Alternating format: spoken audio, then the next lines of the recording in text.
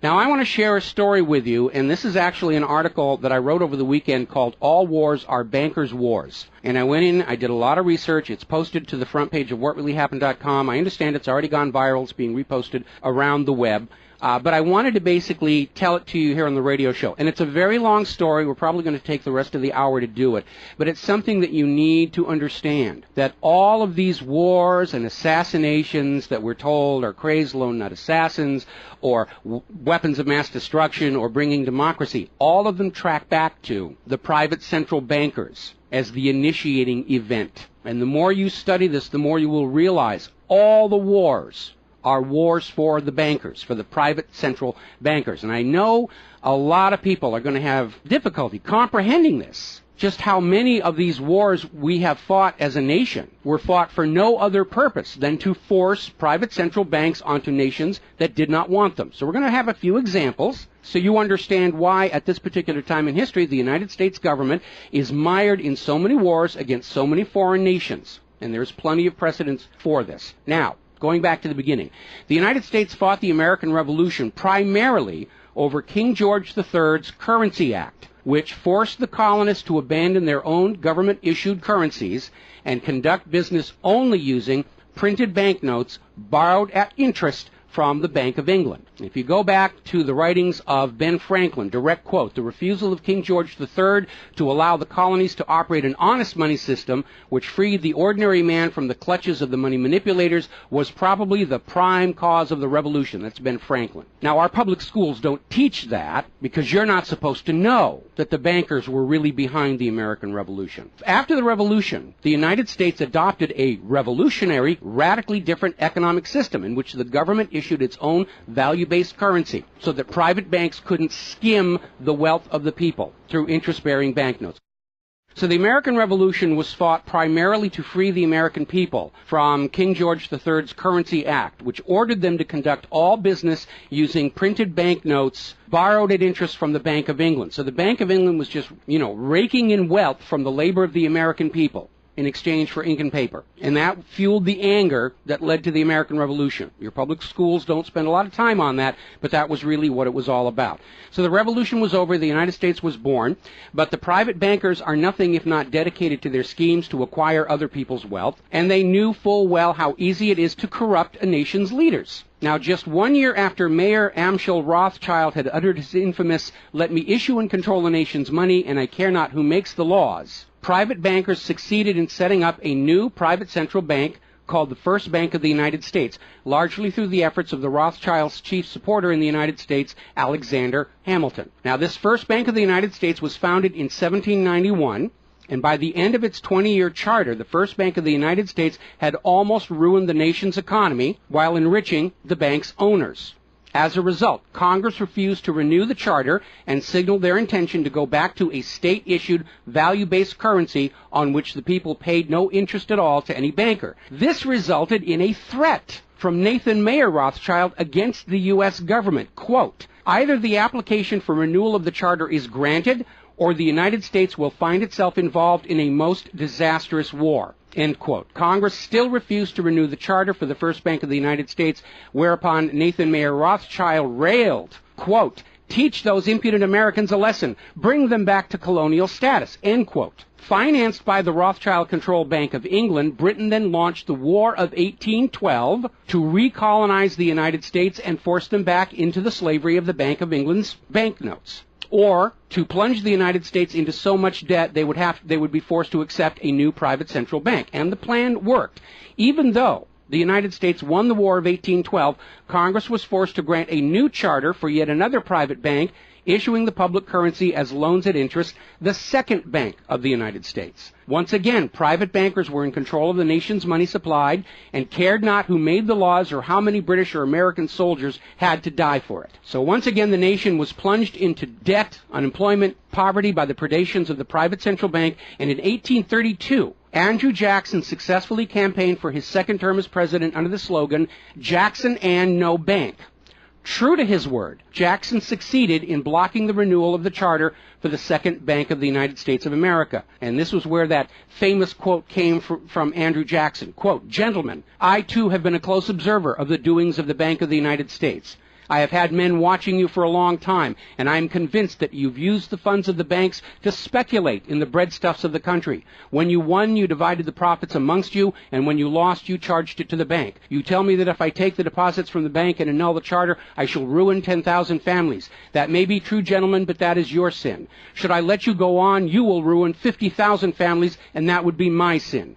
You are a den of vipers and thieves. I've determined to rout you out, and by the eternal God, I will rout you out. End quote. Andrew Jackson. Shortly after the charter for the Second Bank of the United States expired, there was an assassination attempt on Andrew Jackson, and it failed when both pistols used by the assassin, Richard Lawrence, failed to fire. Later on, Lawrence explained the motive for the assassination by saying that with President Jackson dead, money would be more plenty. So it was an assassination motivated by the interests of the bankers.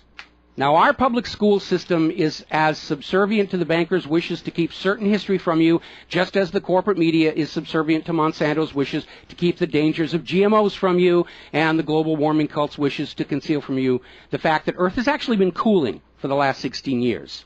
So it should probably be no surprise that the financial dimension of the Civil War are not well known to the average American. It's portrayed in our history books and our popular media as an internal dispute over slavery, but in fact it was a war with global implications. When the Confederacy seceded from the United States, the bankers once again saw the opportunity for a rich harvest of debt and offered to fund Lincoln's efforts to bring the South back into the Union at 30% interest. Lincoln remarked that he would not free the black man by enslaving the white man to the bankers, and using his authority as president, issued a new government currency, the greenback. This was a direct threat to the wealth and power of the central bankers, who quickly responded. This is a quote from the London Times following Lincoln's issuance of the greenbacks. Quote, "If this mischievous financial policy, which has its origin in North America, shall become indurated down to a fixture, then that government will furnish its own money without cost. It will pay off debts and be without debt. It will have all the money necessary to carry on its commerce. It will become prosperous without precedent in the history of the world. The brains and wealth of all countries will go to North America. That country must be destroyed, or it will destroy every monarchy on the globe." So, goaded by the private bankers, much of Europe supported the Confederacy against the Union, with the expectation that victory over Lincoln would mean the end of the greenback. France and Britain seriously considered an outright invasion on the United States in support of the Confederacy, but they were held at bay by Russia. A little bit of history most Americans don't understand. Russia came to the aid of Lincoln's Union during this crisis. Now, at that time, Russia had just ended their serfdom system, and they had a state central bank similar to the system the United States had been founded on. Now, free of European intervention, the Union won the war, and Lincoln announced his intention to go on issuing the greenbacks. Following Lincoln's assassination, the greenbacks were pulled from circulation, and the American people forced to go back to an economy based on banknotes borrowed at interest from the private bankers. So finally, in 1913, the private central bankers of Europe, in particular the Rothschilds of Great Britain, the Warburgs of Germany, met with their American financial collaborators on Jekyll Island, Georgia, to form a new banking cartel with the express purpose of forming the third bank of the United States, with the aim of placing complete control of the United States money supply once again under the control of private bankers. Owing to hostility over the previous banks of the United States, the name of this third bank was changed to the Federal Reserve, in order to grant the new bank a quasi-governmental image. But in fact, it is a privately owned bank. It's no more federal than Federal Express. In fact, last year, the Federal Reserve successfully rebuffed a Freedom of Information lawsuit by Bloomberg News on the grounds that as a private banking corporation, and not actually a part of the U.S. government, the Freedom of Information Act did not apply to the operators of the Federal Reserve. So 1913 proved to be a transformative year for the nation's economy. First, with Congress' passage of the 16th Income Tax Amendment and the false claim it had been ratified. Here's another direct quote. "I think if you were to go back and try and find and review the ratification for the 16th Amendment, which was the internal revenue, the income tax, I think if you went back and examined that carefully, you would find that a sufficient number of states never ratified that amendment," end quote. That's U.S. District Court Judge James C. Fox in Sullivan versus United States, 2003. Later that same year, 1913, and apparently unwilling to risk another questionable amendment, Congress passed the Federal Reserve Act over the Christmas holiday in 1913, while members of Congress opposed to the measure were at home. This was a very underhanded deal, as the Constitution explicitly vests Congress with the authority to issue the public currency, does not authorize its delegation, and thus would have required a new amendment to transfer that authority to a private bank. But pass it, Congress did, and President Woodrow Wilson signed it as he promised the bankers he would in exchange for generous campaign contributions. Now, President Wilson later regretted that decision. You've probably heard this quote before, but you're going to get it again. Quote, "I am a most unhappy man. I have unwittingly ruined my country. A great industrial nation is now controlled by its system of credit. We are no longer a government by free opinion, no longer a government by conviction and the vote of the majority, but a government by the opinion and duress of a small group of dominant men." That was Woodrow Wilson writing in 1919. Now, 1 year after the passage of the Federal Reserve Act, World War I started, and it is important to remember that prior to the creation of the Federal Reserve, there was no such thing as a world war. Now, World War I actually started between Austria, Hungary, and Serbia, but quickly shifted to focus on Germany. Why Germany? They didn't start the war. Why was Germany the villain in World War I? Well, the real reason was their industrial capacity was seen as an economic threat to Great Britain. Great Britain's pound was already in decline at the time because too much economic emphasis was on banking and finance, and not enough was on agricultural development, industrial development, and infrastructure. It's very much like the situation we have in the United States right now. All the financial operatives, they want to play the Wall Street games, and other parts of the economy are being neglected. We've lost a great deal of our manufacturing. We're not the agricultural exporter we used to be because everybody's over there at Wall Street playing in that giant open-air casino. Now, pre-war Germany did have a private central bank, but it was under strict control by the German government to keep inflation at reasonable levels and to make sure that all of the German economy was being properly funded, just like Putin did with their central bank about a month ago. Under government control by the German government, investment was guaranteed to internal economic development, and as a result, Germany had become a major manufacturing technological power. They were exporting products that Great Britain could not compete with. So in the media of the day, Germany was portrayed as the main opponent of World War I. And not just defeated, it was flattened. Now, following the Treaty of Versailles, Germany was ordered to pay the war costs of all the participating nations, even though Germany had not started that war. This amounted to 3 times the value of all of Germany itself. Germany's private central bank, to which the German government had gone deeply into debt to pay the cost of the wars, was allowed to break free of government control. That led to the massive inflation of the Weimar Republic, followed, permanently trapping the German people in endless debt. And money speculators were running rampant, and it led to these situations where you had literally a whole basket full of paper notes to get a loaf of bread. Now, when the Weimar Republic collapsed economically, it opened the door for the National Socialists to take power. Their first financial move was to issue their own state currency, which was not borrowed from private central banks. It was based on a unit of value, not a unit of debt. Freed from having to pay interest on the money in circulation, Germany blossomed and quickly began to rebuild its industry. It was an amazing transformation to see. The media called it the German miracle. Time magazine lionized Hitler for the amazing improvement of life for the German people and the explosion of German industry, and they even named him Time magazine's Man of the Year in 1938. And then once again, Germany's prosperity and freedom from a private central bank loaning the public currency at interest became a threat to other nations and other powers. I have a couple of quotes here from Winston Churchill that tells you what was really going through the minds of Europe in the years leading up to World War II. Quote, "Should Germany merchandise again," which means do business, "should Germany merchandise again in the next 50 years, we have led this war, World War I, in vain." That was Winston Churchill writing in the Times in 1919. Another quote, "We will force this war upon Hitler if he wants it or not," end quote. Winston Churchill in a 1936 radio broadcast. Quote, "Germany becomes too powerful. We have to crush it," end quote. Winston Churchill in November 1936 speaking to U.S. General Robert Wood. Quote, "This war is an English war, and its goal is the destruction of Germany." Winston Churchill, autumn 1939 broadcast. So it was all about economics and profitability. Now, Germany's state-issued value-based currency was also a direct threat to the wealth and power of the private central banks around the world. And as early as 1933, they started to organize a global boycott against Germany to strangle this upstart ruler who thought he could run his nation without a private central bank. Now, as had been the case in World War I, Great Britain and other nations threatened by Germany's economic power looked for an excuse to go to war. And as public anger in Germany grew over the boycott, Hitler foolishly gave them that excuse. Years later, in a spirit of candor, the real reasons for the war were made clear. Quote, "The war wasn't only about abolishing fascism, but to conquer sales markets.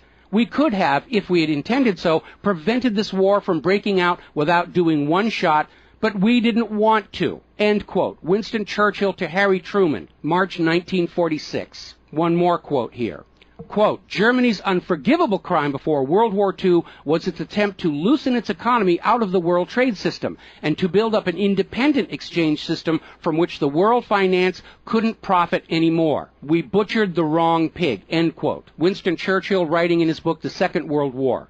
Now, a little side note, we're going to actually step back in time to the years before World War II. A little bit of history a lot of Americans are still completely unaware of. And it involves a gentleman by the name of Marine Corps Major General Smedley Butler. In 1933, Wall Street bankers and financiers had bankrolled the successful rise to power of Hitler and Mussolini. Brown Brothers Harriman in New York, and they're still there. I saw them when I was there for the 9/11 anniversary. They were financing Hitler right up to the day war was declared with Germany. And these Wall Street financiers decided that a fascist dictatorship in the United States, based on the one Mussolini had in Italy, was going to be far better for their business interests than Roosevelt's New Deal, which threatened massive wealth redistribution to recapitalize the working and middle classes of America. So the Wall Street tycoons recruited General Butler to lead the overthrow of the U.S. government and install a Secretary of General Affairs who would be answerable to Wall Street and not the people, would crush social unrest and shut down all the labor unions. General Butler pretended to go along with the scheme, but then exposed the plot to Congress.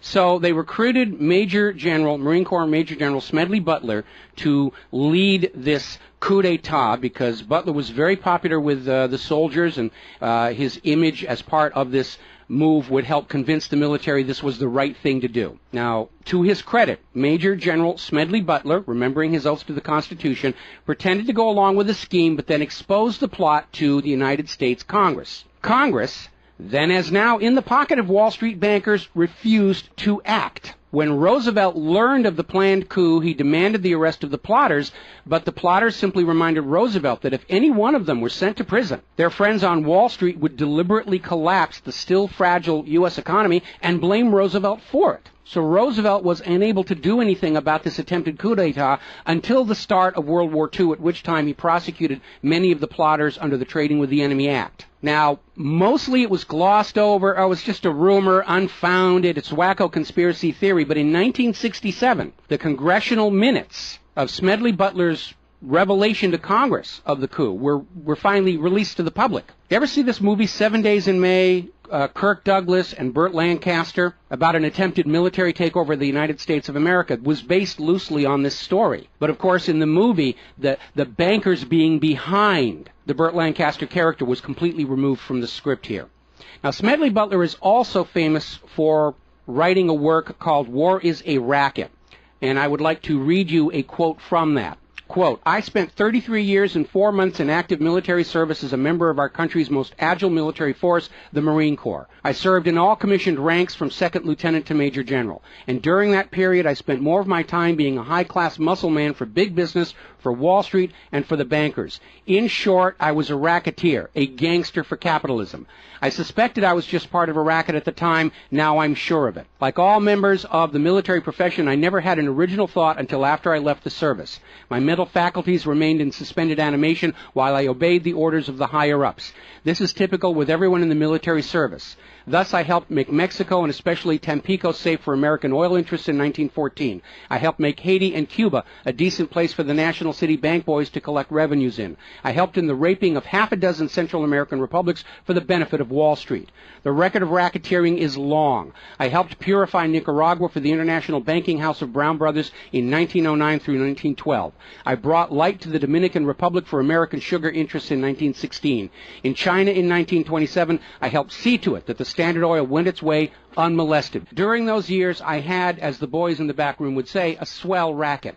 I was rewarded with honors, medals, and promotion. Looking back on it, I feel I might have given Al Capone a few hints. The best he could do was operate his racket in 3 city districts. I operated on 3 continents. General Smedley Butler, former U.S. Marine Corps Commandant, and he wrote that in 1935. So, now moving forward here. As president, John Fitzgerald Kennedy understood the predatory nature of private central banking. He understood why Andrew Jackson fought so hard to end the Second Bank of the United States.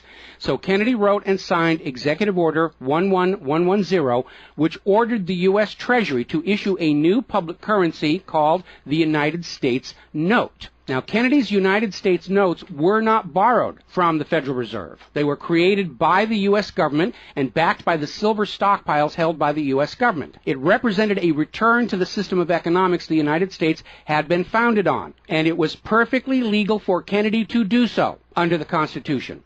All told, some $4.5 billion went into the public circulation, which eroded interest payments to the Federal Reserve and loosened their control over the nation. 5 months after signing Executive Order 11110, John F. Kennedy was assassinated in Dallas, Texas, and the United States notes pulled from circulation and destroyed. Following Kennedy's assassination, John J. McCloy, president of the Chase Manhattan Bank and president of the World Bank, was named to the Warren Commission. Now, I don't care how good a banker he is, he's not qualified to be investigating a murder, which is what we were told the Warren Commission was all about, to get the truth of the assassination. But we all know that the Warren Commission was there to cover up what was going on, and obviously we can presume safely that John J. McCloy's presence on the Warren Commission was to make sure the American public never got even a hint of the financial dimensions behind the assassination. So, as we enter the 11th year of what I am certain future history will most certainly describe as World War III, we need to examine the financial dimensions behind all these wars. Why are we here? Why are our children being killed and crippled? Is this another war for the profit of the private central bankers? And the answer is yes. Now, toward the end of World War II, when it became obvious that the Allies were going to win and dictate the post-war political environment, the major world economic powers met at Bretton Woods, a luxury resort in New Hampshire, in July of 1944, and they hammered out the Bretton Woods Agreement for International Finance. The British pound lost its position as the global trade and reserve currency to the U.S. dollar. There are indications this was part of the price demanded by Roosevelt in exchange for the U.S. entry into the war. Now, absent the economic advantages of being the world's go-to currency, Britain was forced to nationalize their Bank of England in 1946. The Bretton Woods Agreement, ratified in 1945, in addition to making the dollar the global reserve and trade currency, obligated the signatory nations to tie their currencies to the dollar. The nations that ratified Bretton Woods did so on 2 conditions. The first was that the Federal Reserve would refrain from overprinting the dollar, basically as a means to loot real products and produce from other nations in exchange for ink and paper. It basically was an imperial tax imposed by the U.S. economic system on the rest of the world. That assurance of no overprinting was supposedly backed up by the second requirement, which was that the U.S. dollar would always be convertible back to gold by the U.S. government at $35 an ounce. Now, of course, the Federal Reserve, being a private bank and not answerable to the U.S. government, did in fact start overprinting paper dollars, which were sent to other nations around the world, and under Bretton Woods, they had to send back products and produce and raw materials at full value. And much of the perceived American prosperity of the 1950s and 60s was the result of these foreign nations having to send real raw materials, goods, produce, back to the United States in exchange for these little pieces of paper with ink all over them, because they were forced to accept these paper notes as being worth $35 per ounce of gold. Then in 1970, France started looking at this huge pile of printed paper notes sitting in their bank vaults. for which real French products like wine and cheese had been traded, and it notified the United States government that they would exercise their option under Bretton Woods to return all those paper notes for gold at the agreed-upon $35 per ounce exchange rate. The problem was the United States had nowhere near the gold to redeem all those paper notes. So on August 15, 1971, Richard Nixon temporarily, nudge, nudge, wink, wink, say no more, suspended gold convertibility of the U.S. Federal Reserve notes.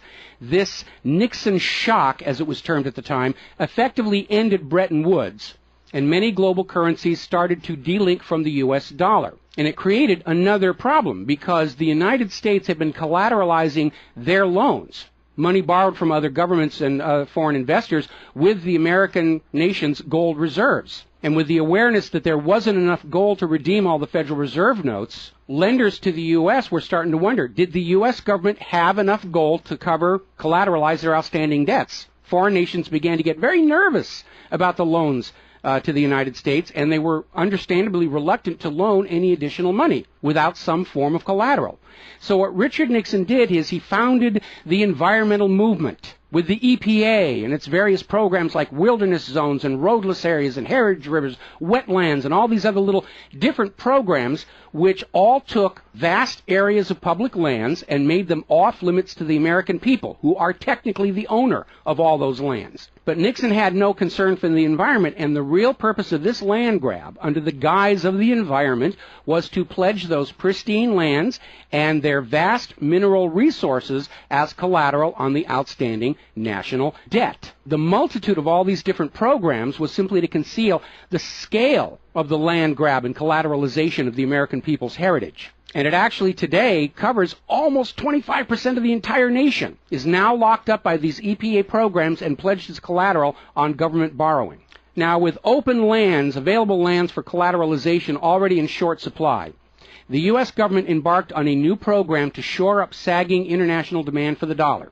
The United States approached the world's oil-producing nations, mostly in the Middle East, and offered them a deal. In exchange for only selling their oil for dollars, the United States would guarantee the military safety of those oil-rich nations. The oil-rich nations would agree to spend and invest their U.S. paper dollars inside the United States, particularly in U.S. Treasury bonds, which would be redeemable through future generations of U.S. taxpayers. The concept was labeled the petrodollar.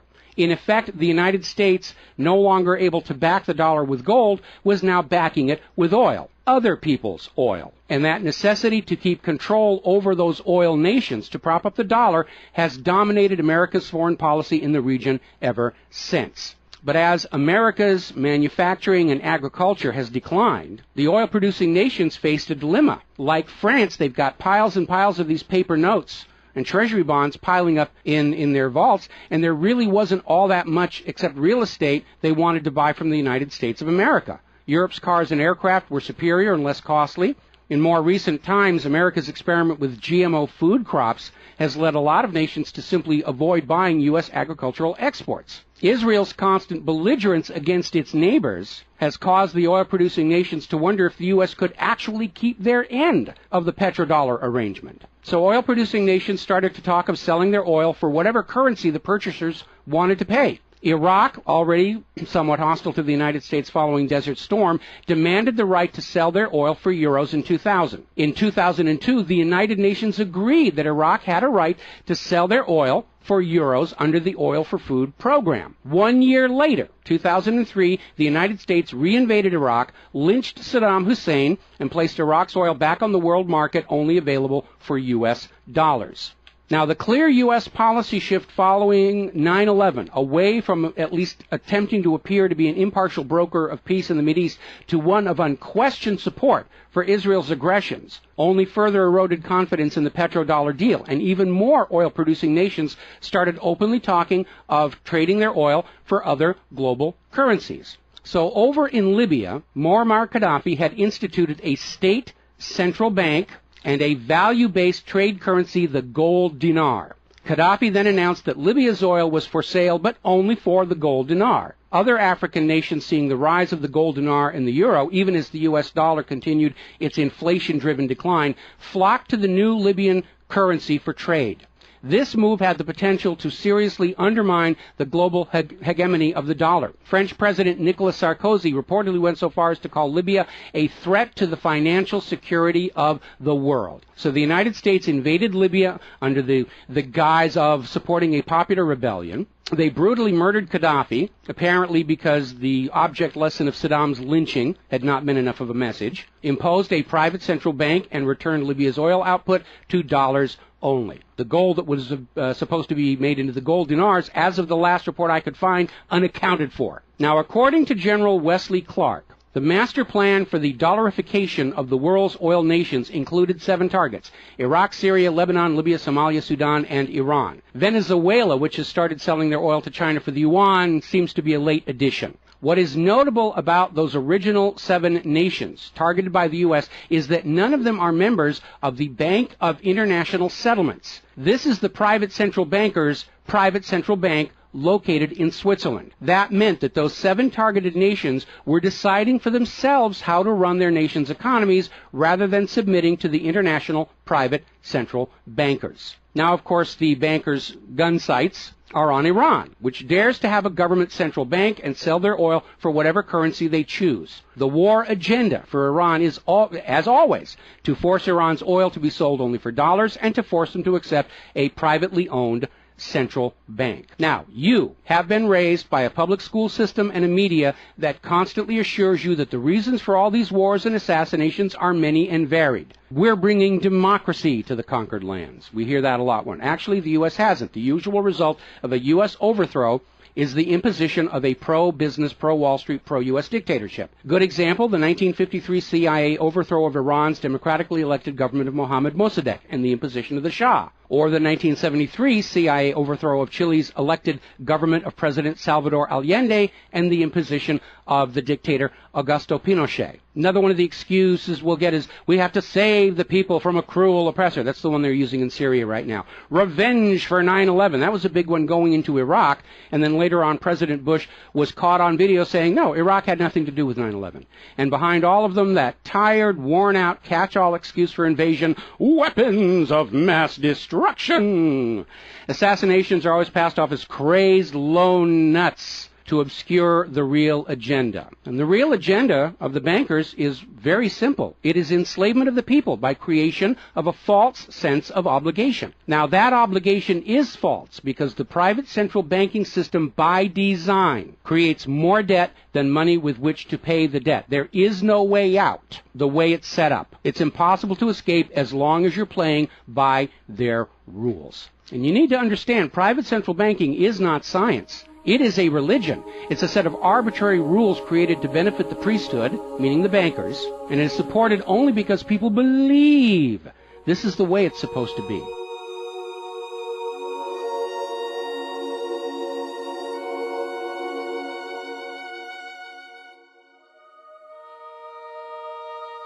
It is a religion. It's a set of arbitrary rules created to benefit the priesthood, meaning the owners of the private central banks. The fraud persists with often lethal results only because the people are brainwashed into believing that this is the way life is supposed to be, and no alternative exists or should even be dreamt of.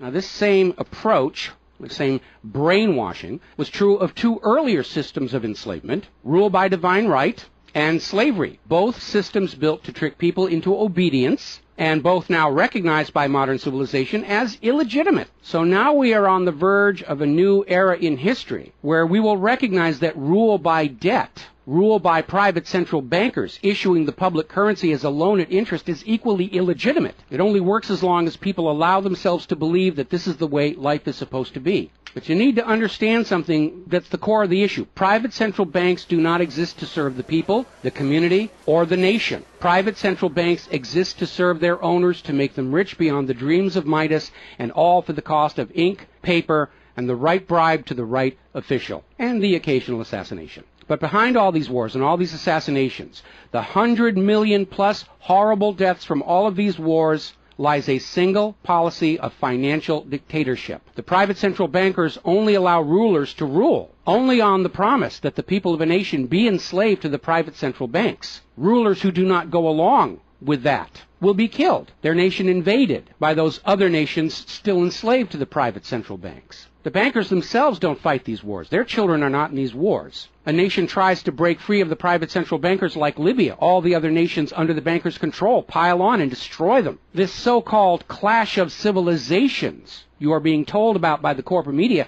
it's really a war between banking systems, with the private central bankers forcing themselves onto the rest of the world, no matter how many millions must die for it. The constant hate-mongering against Muslims you see in the corporate media lies in a simple fact. Like the ancient Christians, prior to the Knights Templars, Muslims forbid usury or the lending of money at interest because they saw in ancient times, like Rome, how these banking practices could destroy an entire society. And that is the reason our government media insists that Muslims have to be hated and killed and converted. They refuse to submit to currencies loaned at interest. They refuse to be debt slaves. That makes them a threat to the natural order of the world, the new world order of global fascist dictatorship. So, off to war your children must go to spill their blood for the money junkies' gold. We barely survived the last 2 world wars. Now we're going into the third one in the nuclear bioweapon age. That is very dangerous. We have to ask ourselves, are the private central bankers willing to risk incinerating the whole planet to feed their greed? Apparently so. You as parents, as siblings, as spouses, need to ask yourself, do you really want to see your loved ones in uniform, killed and crippled, all for a bank balance sheet? But the whole point of this article, the whole point of what I'm sharing with you today, and this is all history, you can go out and hunt it down for yourself. Behind all the flag waving, behind all the propaganda, behind the crazed lone nut assassins, weapons of mass destruction, all of the modern wars this nation have fought are wars by and for the private bankers,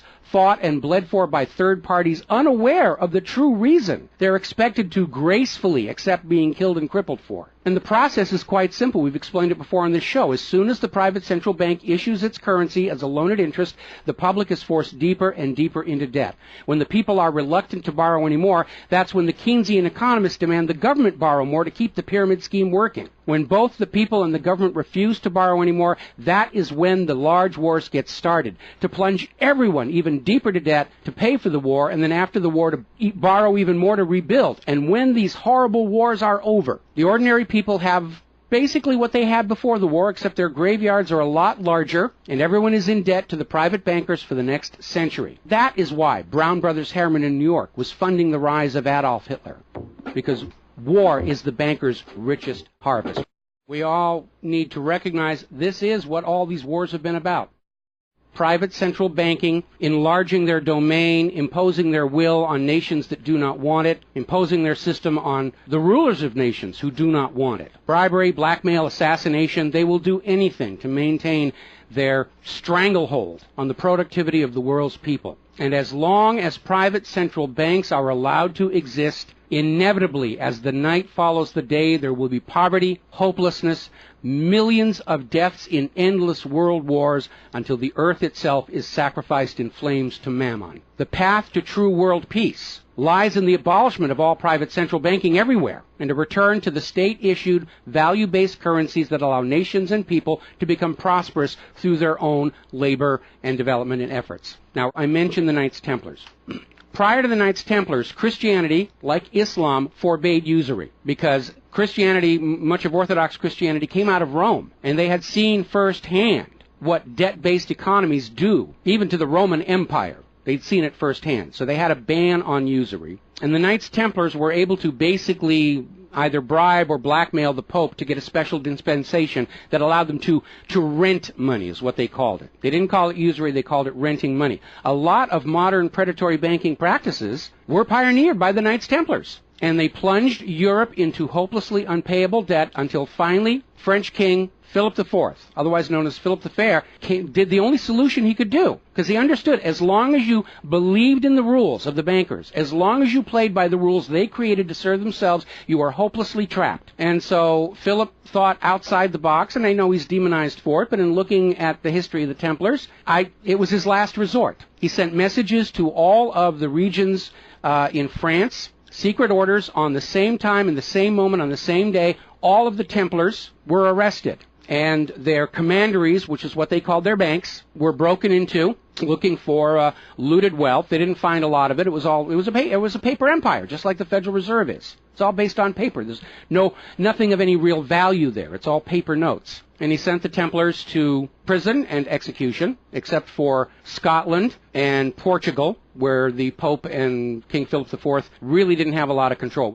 I think that the governments of the world, looking at the situation, looking how close we are to seeing this current world conflict emerge into a full-blown global thermonuclear war, that maybe they need to start thinking about the wisdom of King Philip the Fair and say it's time to simply grab all these private central bankers all at the same time so they can't simply skedaddle from one nation to another and come back and try the same thing again, as they will inevitably do, because these people are addicts. They're hopelessly addicted to other people's money. It's why we call them money junkies. When we see somebody who's addicted to cocaine or methamphetamine or heroin, and we can easily see how they're destroying their home and community around them. Now we need to look at these money addicts and look at how they're destroying the entire world around them. And it's time for an intervention. It's time for us to become private central banking heretics, to stop believing that this is the way life is supposed to be, because it isn't. It isn't even the way the United States was actually started. And they're trying as hard. Look at the destruction of our nation. We used to be the world's greatest nation. Now the most generous estimate is we're down to number 16 and still falling. And yet, despite the destruction to our nation, its infrastructure, its children, its quality of medical care, the quality of its manufacturing output, we still are compelled somehow to go out and force this same banking system onto the rest of the world at the point of a bayonet. Does that make any sense at all? Not to a rational human being. To a money junkie, yeah, it's perfect. But we're really at a crisis point in history. And the first step to resolving that crisis, to not let it go any further into a potential nuclear war, is to recognize that private central banking, ruled by manufactured illusion of debt, is no more legitimate a system of governance than rule by divine right or rule by slavery. We all need to recognize the true cause of all the pain and suffering and wars. It's not the terrorists, it's not Al-Qaeda. These are just distractions and set pieces put in front of your eyes so you can't see the very clear pattern behind much of modern human history. It's a war of banking systems, with the predatory private central banks seeking to eradicate any nation and any ruler that would dare try and operate their economy outside the control of the private central bankers. That's the real cause for the war. Is it something you're willing to fight and die for, to support these private central bankers? Is it something you're willing to let your sons and daughters and brothers and sisters be blown to bloody bits for, so the money junkies can have their latest fix, just a little tiny bit more gold or a little larger number on the bottom of that brokerage statement, so they can have today's thrill, their fix of money that is bought with the blood of your children? I don't think so. But the time has come to point out what really is the cause of all causes behind all the wars and suffering that our planet is having to endure and our people are having to endure. The common enemy of all humankind are private central banks issuing the public currency as a loan at interest. And as history will show, they will do anything, up to and including global wars, to keep their lock on yours and your children's future economic well-being and productivity. We're not a free society. Media will tell us that we're free, but we're not free. We are slaves. Our slave chains are made of paper, and that paper is the Federal Reserve note. Too few of our leaders have tried to stand up to